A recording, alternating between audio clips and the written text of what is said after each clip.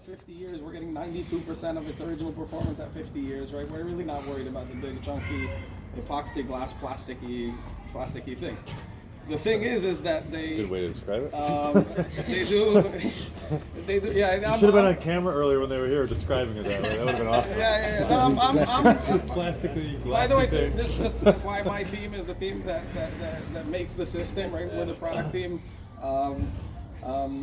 I'm a general contractor at heart, so I tend to be somewhere in the middle, right? Like a general will be mostly in California, a few other places. So but yeah, I'll shoot it as if I can. So the sealants, the panels have, we use our worst expansion and contraction, which is the highest and lowest temperature of our biggest panel. That's what's driving the gap of 3/4 between the panel. In reality, it's far less than that. Yeah. We have a buffer on top of a buffer, as with everything, specifically with the new system. The other thing that's nice about the gap is when you do experience either foundation drop, soil rise, seismic events, it gives the ability for the whole system to kind of squeeze itself and not compromise the panel. So what is the material between the panels? So there's 4 that are usable, tested, and proven. There's only 1 that you're going to hear about. The reason is that 2 out of the other ones are we can go through all 4 of them. One of them is specifically for fire gaps. Usually not necessarily in a single family residential, generally off the table. By the way, 3 out of 4 are Sika products. So we partner with Sika. The other 2 are sort of pre-engineered gaskets. M-Seal specifically is a Sika subsidiary, and Balco is another company that makes them. And they're like a pre-engineered stick. You buy it to size, you buy it to color, you shove it between 2 panels, and it rapidly expands. It's used in tilt-up concrete mostly. It's used in expansion joints. You'll see them here and there in hallways that are very, very long, right, and so on. The issue we have with those is they're custom order sticks, and they're very expensive. They do give the nicest finish. They are the fastest to install. We used to offer those as our default, and people would see the price tag associated with the sealant in the joints and would say, all right, what else do you have for me? We do know they work. So if you wanted, for instance, to say, look, show me what I'm looking at, we'll show you what you're looking at. It's really a matter of time versus cost. I think what's cool about them is they're perfect finish every time, right? They're sort of this nice radius, and they just are what they are. Most scenarios are using a Sika Flex 1A. That's what we're using here. It's a single component Sika product. It's basically a hybrid elastomeric, although I think it's mostly PU, and they sprinkle in a few other things. It's easy to use, it's readily available, it just comes in a tube. It's also very sticky, you need to carefully apply it and carefully tool it in, right? So you'll always see the craftsmanship in it.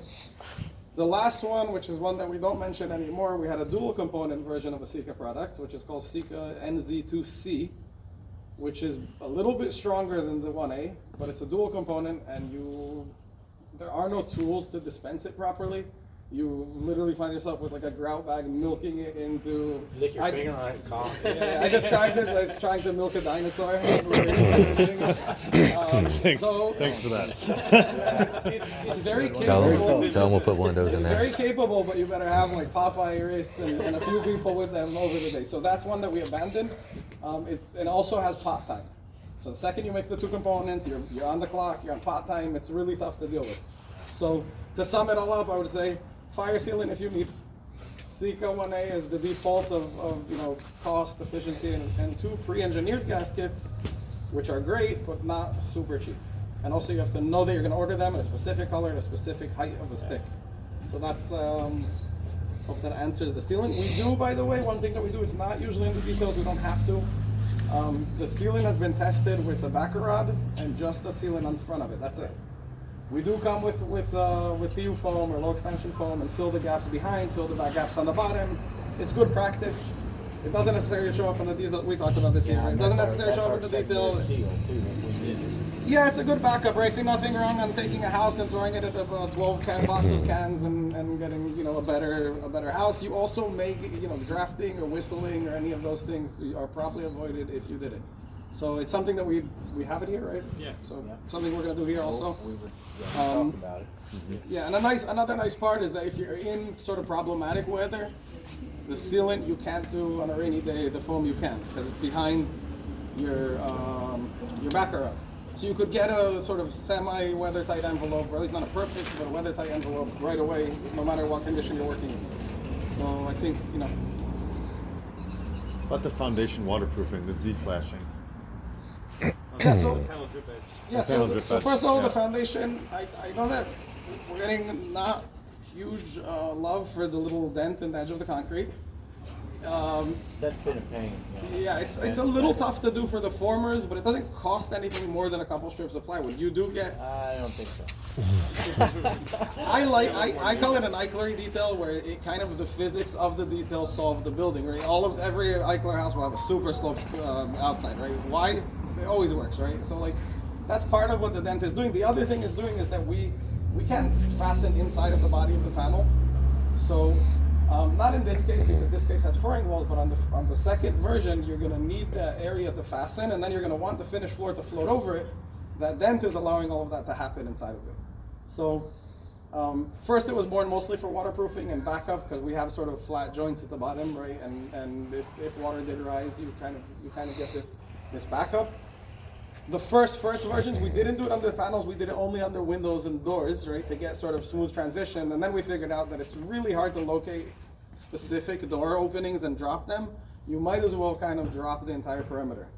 So it was evolved from our first runs into this detail. Again, we appreciate that nobody loves it. I think it's worth its effort. It is. To be honest, as far as the building is concerned. It's not a problem, Terry. It cost us more in forming than we anticipated. That may be on us, not them. The block out. Yeah, we didn't even, Yeah, we didn't even know it was we coming block until out later. brick But ledge. we're About actually, everything anyway. we're furring the inside anyway. And so along with the Mighty building, our value, what were we? 18.4. Yeah, I was gonna say 19 on these. And then we're gonna do our own insulation furring for our electrical, et cetera. So we can double that. Yeah, you can do easily, whatever you want, right? almost And- inexpensively, yeah. and have super insulated. We're at current code on the roof insulation, so we're gonna be a pretty tight box when we're done. And again, with the furring, we don't care if that angle and all that. I mean, no one's ever gonna see it. I think on this project, you could have chosen either way. It's really healthy to have it. Right? We did design it purposely as a 3/4, so you could use a 3/4 plywood, right? We didn't want it to be like a mysterious dimension. But yeah, we What's the, is that an 8-inch ledge? so it's gonna be 10 on the future panel. Okay. Oh, it's 10? Cause this is 7.5. Yeah, this is because your panel here is 6 7/8. The next version of the panel is a 9, so that grows with it. So you're here probably like 8, right? Give or take. I think we're 7 3/4, aren't we? Ed? The 7 3/4. Okay, yeah, that makes sense. So, but it's gonna be a 10. So basically, 3/4 plywood, rip it down to 10s, drop it in is the way there. And we didn't have any trouble with it. It was more labor informed than we anticipated. And the guys did a really good job. I guess I should ask you, was the top of slab Yeah, pretty level for you guys? Kevin lasered it early. He said he can't find more than a quarter off anywhere, so we'll take that any All right, day I'll of the take week. that. I'll take that. Yeah. I'm just getting a sweat.